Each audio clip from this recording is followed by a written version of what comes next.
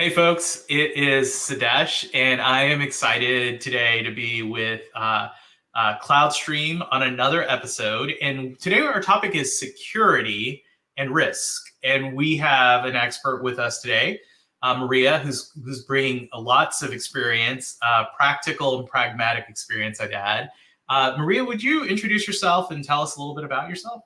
Sure. Thank you for having me over. My name is Maria Schwenger, and what most of my colleagues will know about me in the last couple of years is that I've been building DevSecOps and data protection programs from scratch, from the zero level. I've been concentrating my effort to really implement something that's critical to most of our businesses today, to provide the agility, to provide the security, to provide the quality of our software product, and of course, to move them to better reels, for example, to cloud. Nice. Now, Maria, I think a lot of people are very confused about how to build a career around DevSecOps. And specifically, what's hard about it is that I know a lot of people will start out in like operations or application development, but they won't understand the overarching processes required to, say, get an idea around risk and security for the business. And so that's very challenging. It's really hard to get all of those different thematic skill sets together in a package like you've managed to assemble it for yourself. When you were building your career, when you were going through the process of kind of figuring out how to navigate those things, what were some of the key milestones that were important to you that you look back and you're like, what was really important was I really figured out this thing or these themes as I went along. And that's what helped me get to the next place. I'd love to hear from you what the perspective is that you would share with those who might be starting their career, mid-career, or trying to navigate these different challenges. Well, so first of all, I never dreamed or I never even knew that I'm going to be called one day DevSecOps expert or what that even would mean. Because I started in the traditional waterfall-based IT. I worked majorly into the data space, but I had a long period of my life when I was concentrating on collecting data, shredding it, and stuffing it into tables. And I had to wait for everybody to, like everybody else, I guess, from development, from a database space, for my admins to order their servers, to receive their servers, to bring them up, then the operating system guys, and then they would probably give me for a database, and then I'll have to provide that to my customers, in usually development. And so this whole process has changed to a point of click, single click in DevSecOps. We can have, and cloud, of course, when we can have a database spinned out for a matter of few minutes. So the whole life of the industry is basically my career path. So we have an interesting perspective here because I'm coming from application data storage background. Of course, a lot of operations around all of this performance management, but there's so many different point of view in terms of security and how these point of views are changing. For example, IAM, the identity and access management, is still a huge area of what we do. But in the same time, now we don't worry about securing the perimeter, we worry about securing the identity. Right? So our path of the industry has changed so rapidly and so dramatically. Take another example, zero trust. The concept originally was driven by the networking people, the IAM people, right? Firewalls and stuff. Today, there's something completely different happens. For example, people like me with application data knowledge, compliance, privacy are brought into the pictures because today we don't have just internal, guarding the perimeter, because the perimeter with cloud deployment and access is everywhere. Just in time, it's everywhere. Yes, it's perimeterless. And so it's interesting how all of those roles today change their point and come together. So I think that security and digital risk just in general today have so many different entry points. Yeah. Which So I think is encouraging, yeah. because everybody has an entry point and everybody has a specific perspective to which they can contribute. Okay. And when you think about the challenges that you're going to kind of face with skill sets here, I think this is one of those more interesting kind of questions that from your experience, I see skill sets that evolve towards application specialization, data and security, like these different areas. So what I've seen in a lot of these DevSecOps roles as they continue to evolve is I'm an expert around customer data within these application profiles. And I understand how these applications interact with people and processes in the organization. So I understand what the risk profile might be like. You switch that over to the data. I'm a database expert. I understand the entire profile of a customer within our organizational context, right? And I also understand the entire profile of how that customer data is used to improve service quality or identify and authenticate that customer when they call in or contact us. And then, the last one is this overarching profile around security, which might be a traditional security apparatus in the organization, right? They traditionally focused on system security or firewall security, any of those areas. And that. As you think about those skill sets, are they being adopted in silos within the context of like the large enterprises? And is that the challenge for working with them? What are your thoughts there? So I believe that today we have a significant change in the way we work. We have significant change in the way we run our business. Things are changing very rapidly in our industry. And what is new, like you mentioned, if we have the silos, we are going to have huge problems. Okay. So the whole concept around DevSecOps is actually breaking down the barriers, no walls anymore. Right. Putting everybody shoulder by shoulder, giving and empowering the different teams throughout the whole entire SDLC process. Okay. So, for example, think about the DevSecOps. Developers, they have their own priorities. Like they want to ship code to production as soon as possible. The business owners are also going to support the developers because they would like to satisfy their customers, or they would like to go in front of the competition to beat the competition. Right. The operations teams, they have their own priorities. Oh, hold on. If you want to put this code in production, is it stable enough? Can I meet my SLAs and support this code? And then you also have the security who is saying, whoa, hold on. You can't put the code in production. Is it secure enough? Right. So this is where the conflict comes. But where the real opportunity is like we're talking about CI/CD, continuous integration, continuous delivery today, right? Yeah. And think about it. If we convert this into continuous security, continuous performance, continuous operations, right? So this continuity is what we are actually targeting.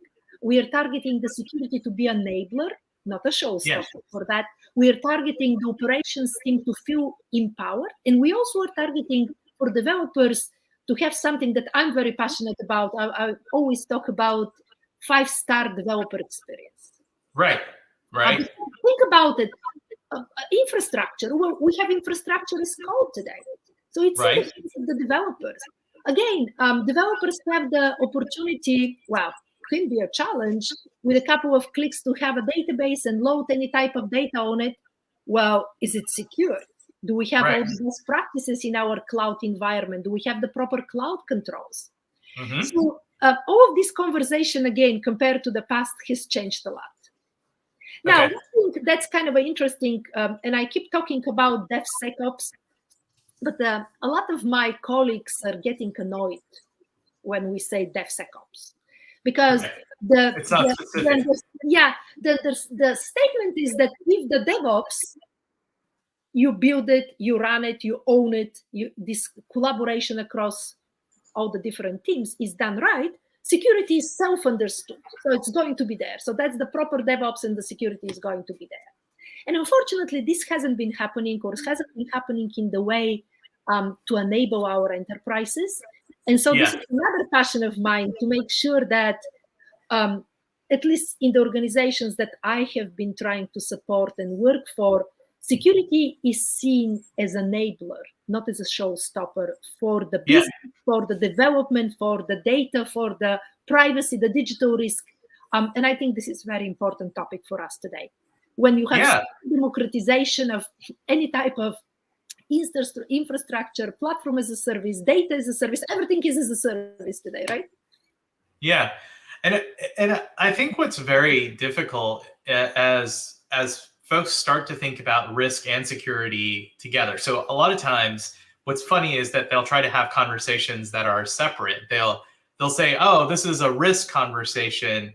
And then they'll say, oh, this is a security conversation, when ideally those are integrated together. And, one of the contexts that I use for this is especially organizations that are moving their infrastructure to cloud, understanding what real value is for cloud adoption, cloud management, and governance is important here, because I look across the organizations, and a lot of them have to change their models, to your point, where they're having to integrate, well, this was an operational process for ops. Now it's integrated into the development process because infrastructure as code is part of the solution. And we now have to think about the way that risk and security get combined. So I'd be interested, have you had experience with going through that process? Yes. And actually, my biggest pain point in migration to cloud always have been what is left behind, what is the afterthought, okay? By the way, I don't think that anybody today will argue or will doubt about the value that the cloud brings. I think it's way beyond the hype. I personally started to migrate cloud clients to cloud 2014ish, 15ish, so a long time ago. AWS was already having clients much earlier. At different stages in the different years, we had different priorities to prove the cloud value. Originally, security was a little bit behind. Now security is enough, still proper management. The cloud providers have gone in such a long way to provide everything what we may possibly need, supposedly. And I think that migration to cloud today is a little bit different in terms of how do we approach these cloud capabilities. For example, for a very long time, we started and we were migrating development environments, performance load testing environments. And this was a big benefit because you originally, if you have performance testing, load testing, you need to bring up big systems, then you have to support them. So this was a real value, but probably wasn't enough. And then a lot of companies approached lift and shift, basically minimal changes to their code and applications, but just moving them to cloud. And suddenly they realized that the real value is not there. Yeah. And by the way, right now, what I'm concentrating on is a cloud native build practice. Okay. And so I really love this because it's kind of at the intersection between everything what companies and professionals want in the studio. Yeah. So think about it this way. Cloud native build gives you a new way of working, right? We have SRE, we have DevOps, we have Agile, we even have a chaos engineering, we have business-driven development. In terms of development practices, we have a test-driven development, pairing of developers. So it's very interesting how the way we think about and we support and we run and we deploy continuous delivery, continuous integration. Right? Yeah. And we have a bunch of new ways of our application are functioning. So we're moving from monolithic architecture to microservices and APIs. And for example, this new style now introduces a lot of security issues. So one of the biggest issues new security issues. Yes, about applications is my API security. We have new vendor offerings, specifically intended for the API management, right, and securing. We also have new technologies about containerization and orchestration, any type of Kubernetes. We are talking about Antus and OpenShift, right? The platforms, the frameworks.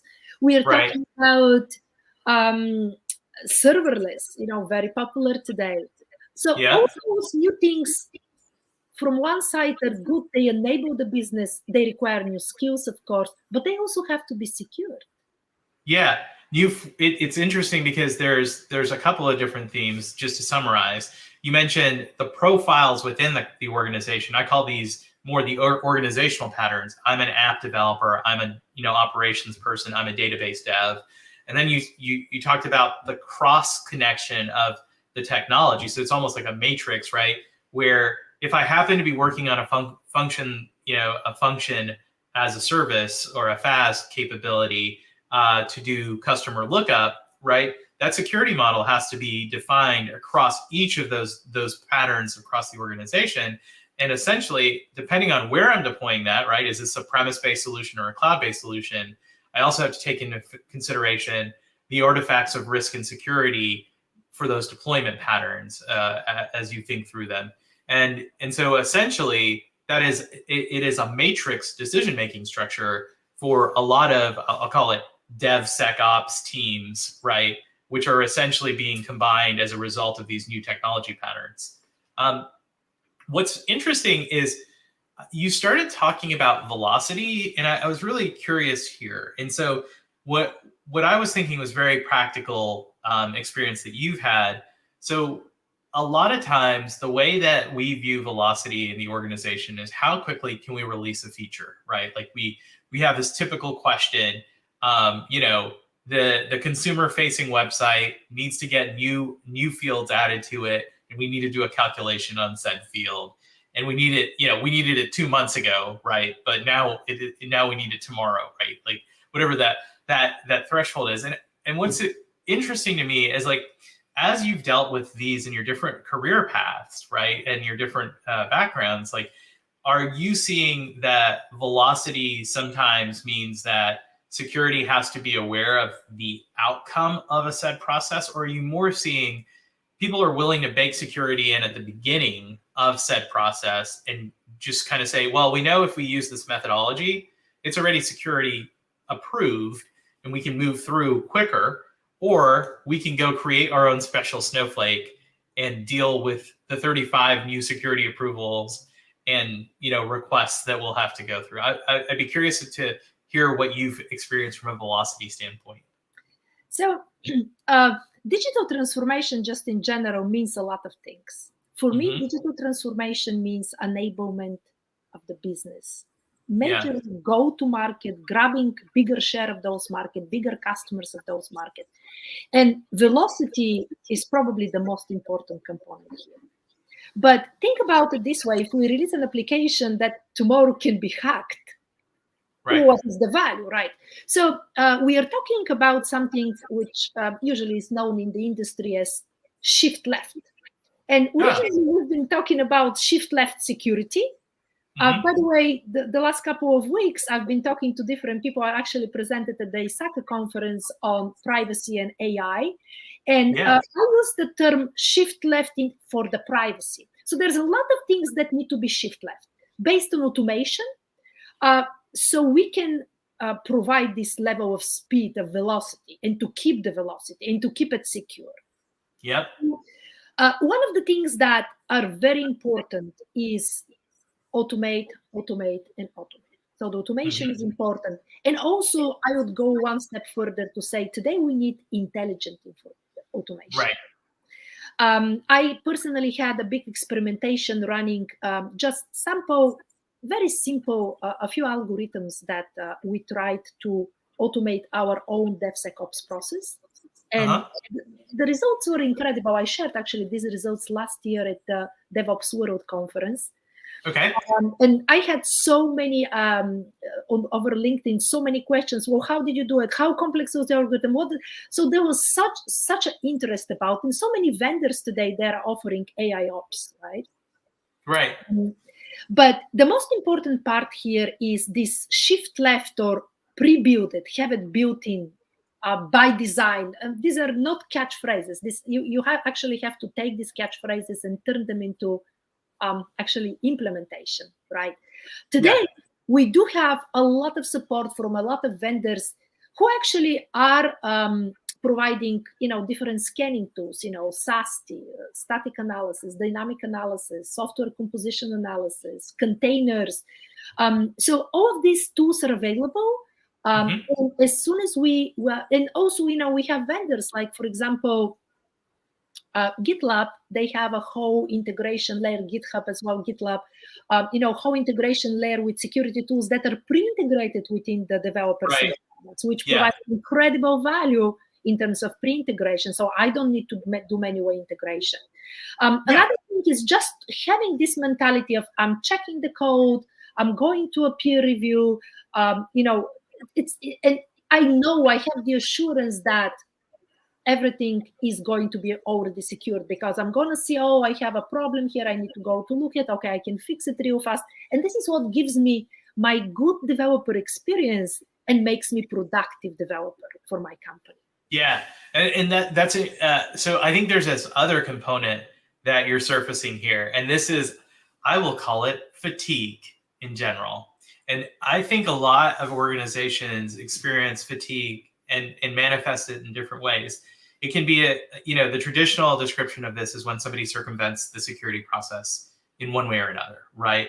But essentially, because fatigue exists in these organizational roles because of outdated processes, or because that there is a perception that security and risk are not responsive enough, you see the fatigue as, well, I'm going to work around this process by going and adopting cloud, and then essentially, that works to a point until it's at scale. And then everybody's like, well, now you get to run through the security process.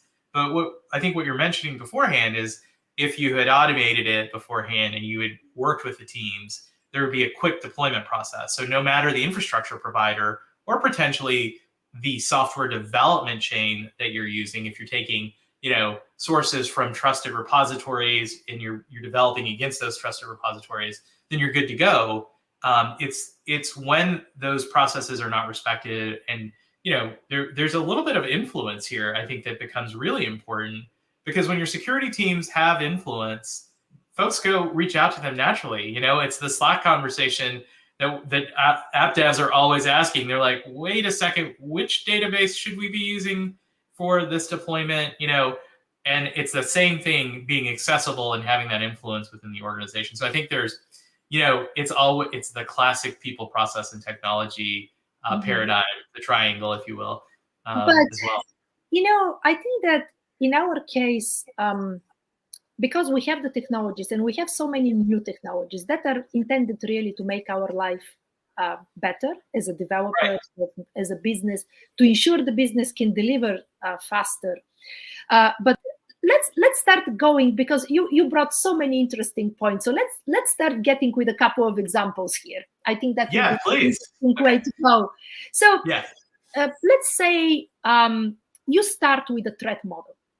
You design, and your design starts with a threat model. It would be much nicer if my security team, in this case, can provide to you a branded. So this is my company template. And then your CEO, well, I'm developing a web app, for example. Okay, so these are all the mandatory pieces I need to have in my template, in my threat model, but then these are my specific ones, okay, so I'm just going to add them. I have my template, I can go forward. Your security review should be pretty much no-brainer, so you don't spend time there, right? Because you put this initial effort to guarantee the quality. A lot of companies today are working based on templates or patterns, whatever you would like to call it. They're pre-designed, pre-approved with all of the controls in it. A lot of those are also automated. So it's like a building blocks. And it's kind of interesting, because today we do use this open source mentality when we put together building blocks within our applications. And there is another example that you mentioned. Well, what if I use a predefined component, or maybe just pull a library out of my own repository rather than going to GitLab or the Docker registry. Right. Exactly. So think about it this way. I just had to go through this example quite painfully. There were 5 libraries that were marked as highly vulnerable. Mhm. And we asked the developers to go ahead and pull them out to replace them with their proper version, much higher version. All hell got loose. I mean, Yeah. it took 1 week to test, to retest, and basically we had to delay with about over 20 days the deployment. Yes. Yeah. And Yeah. it was very painful, was not a nice experience.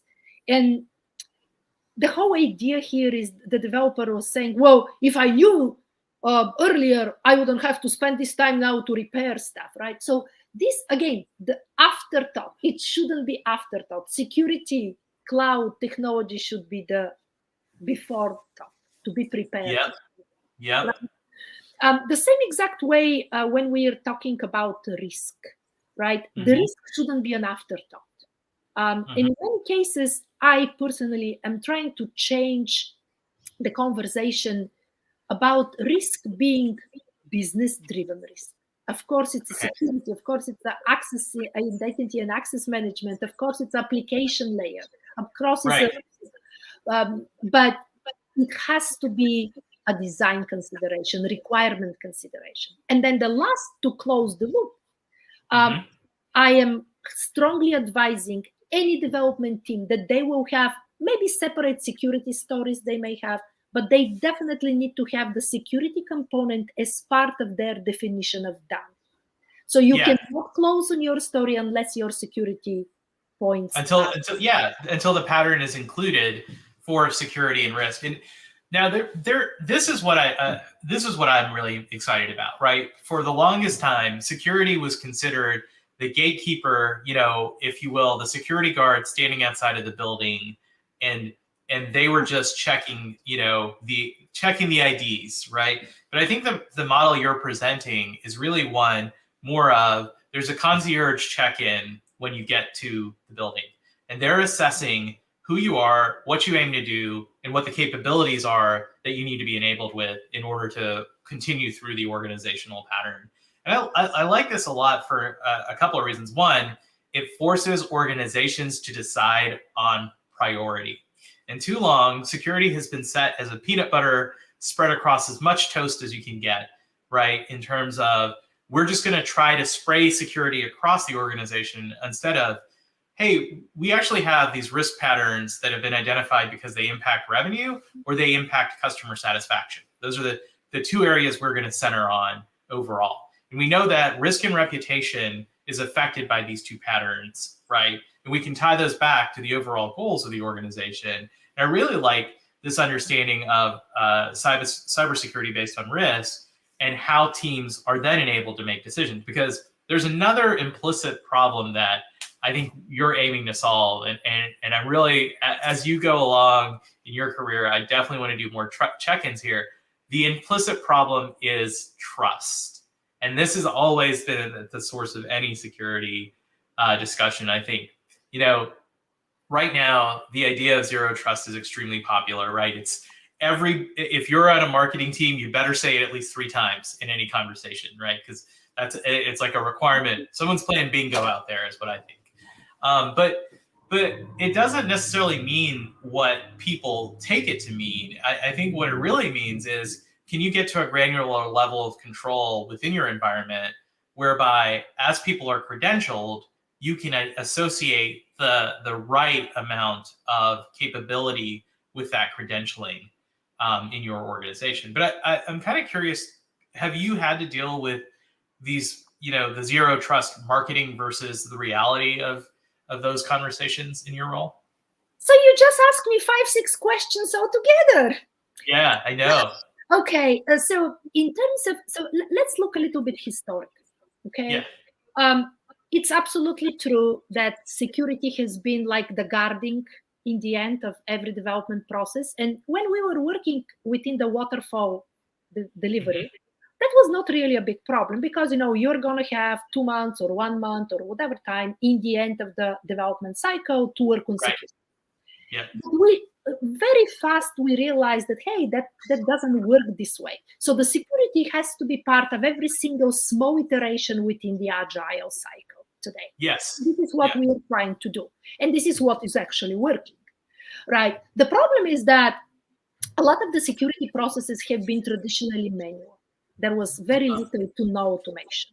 So think about it, what's happening. The developers are ready, they want to go faster, and the security is saying, well, but you got to go through this Excel spreadsheet and you got to answer manually all those questions. So security right now, we do have all the tools to make sure that we have this level of automation. So this agility is not. The other thing that security had as a problem, I personally faced throughout the years, was good tools for scanning, just application scanning. And then another thing that we think differently today is, for example, if you have a web application firewall, WAF or a WAP. Yeah. Well, I may have some vulnerabilities, but I have automatic protection behind this firewall. So it gives me a little bit higher level of confidence that, stuff might be okay. So this is kind of interesting also from a perspective of the risk, because if you ask me, you can give me $5 billion budget for my security needs. I will use every single penny of it. I mean, we can pour any amount into security. And that's why the risk-based security is such an important topic today. It's basically how much risk our business can accept. And does the business actually sponsor, understands the risk? Mm-hmm. That's very, very important. Yeah, because it requires resources. And that's essentially what I think a lot of security teams face, the burden of trying to boil the ocean when they're only funded to make a cup of hot water for tea, right? And that's not only funding, but also resource allocation around the way that it is. But does that require just a whole cultural change at the organization? And I'm interested about the challenges you might have faced as you've worked through some of those problems. So the whole DevSecOps process, foremost, is a culture.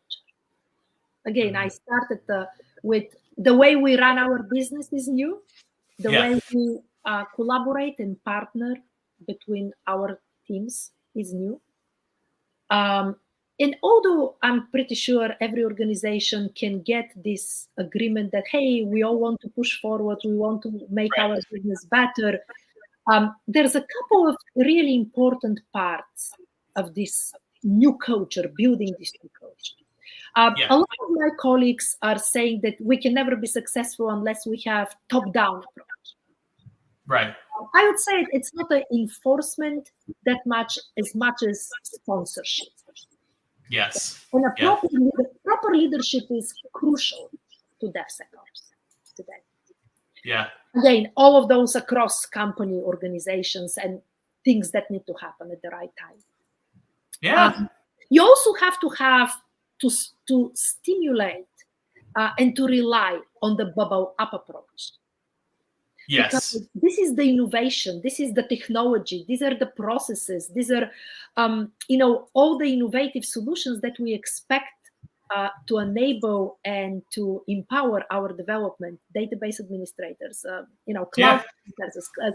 cloud security, right? So there's this interesting mixture of both that we need to rely on so we can really be successful, right? And this is all coming about the cultural change. Yes. Yep. And I think that, believe it or not, we have spent 30 minutes talking about this topic. I know we could talk for hours about this, but I think we covered some really great topics around what is DevSecOps, how does it become real in your organization, and what are some common challenges. And I'm certainly going to have you back on in the beginning of the year as you kind of continue to make the rounds of these conferences, have great conversations, and we will be the beneficiaries of that as you lay down more knowledge. Maria, it's been a pleasure, and certainly can't wait to talk some more security. Thank you so much for sharing your Friday with us, and hopefully you have a great holiday. Thank you for having me over. Always pleasure to share experience. Thanks.